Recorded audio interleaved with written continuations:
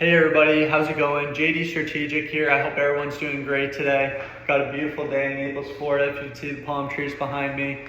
In today's video, I want to talk about some important lessons that I feel aren't necessarily taught throughout the academic career of most of us. For me personally, I didn't necessarily know what I wanted to do, and throughout high school and college, it really just made the journey more confusing for me. I didn't feel like any of the classes really helped me figure out what I wanted to do in life, and really just made me more confused. So there's just some things that I feel like are very beneficial for once you enter the real world that aren't necessarily taught in the system, but I think can go a long way, or at least just something to think about. So one of the first things I think is that school teaches us that you really can't make mistakes. You know, you want to get that 100 on the test, you want to get the best GPA, or like you're not going to achieve your dreams. You're not going to get to where you want. But if you ask any entrepreneur, any businessman, the only way they got to where they were is because it started off taking a huge risk.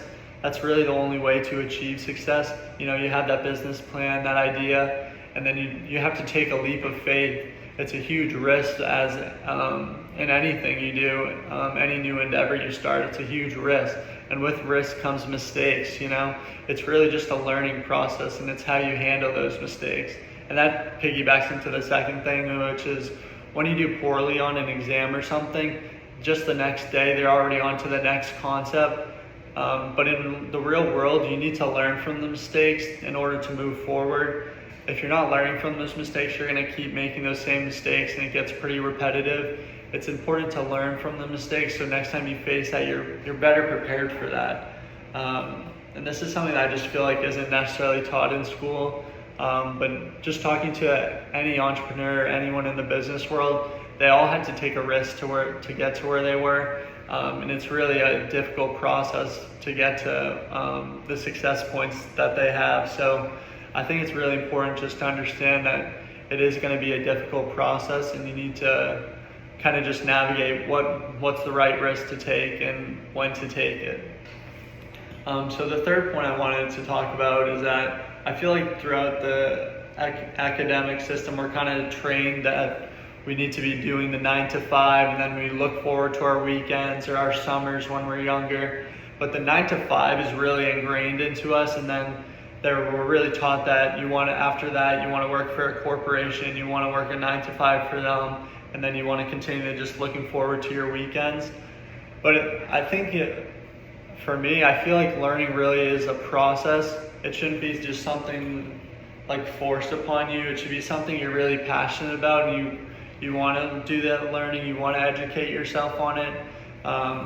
So I guess what I'm trying to say is I feel like there's a lot of stuff that we're forced to learn that we don't necessarily care about. And it may not even have any impact on our life, but I think just find something that you're passionate about and put in the research into that.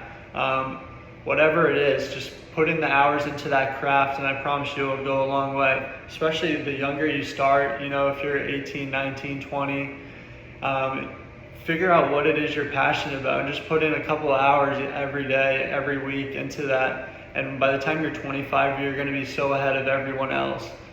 So that's, I guess, the third point I wanted to talk about. The fourth thing I wanted to talk about is that throughout like my 21 years in school, there really is no mention of money. There really is no financial literacy classes, and this is really unfortunate, because financial literacy really is the only way to achieve wealth, to be able to retire at an age you want, to have good spending habits. These are all a result of financial literacy. This is why you see so many people, once they get money, they have poor habits and they lose that money. That's why you see so many wealthy people by the second generation, the money's already lost, and that's a result of no financial literacy. And you really see this kind of passed down throughout generations. So it's up to someone in whatever generation to kind of educate themselves, because this isn't really something necessarily taught. And just learning a few basic skills can really go a long way, such as creating an investment plan, creating a budgeting plan, and just knowing what to do with your money can go a super long way. And the earlier you start with this, the better you are long term. It'll allow you to retire at the age you want.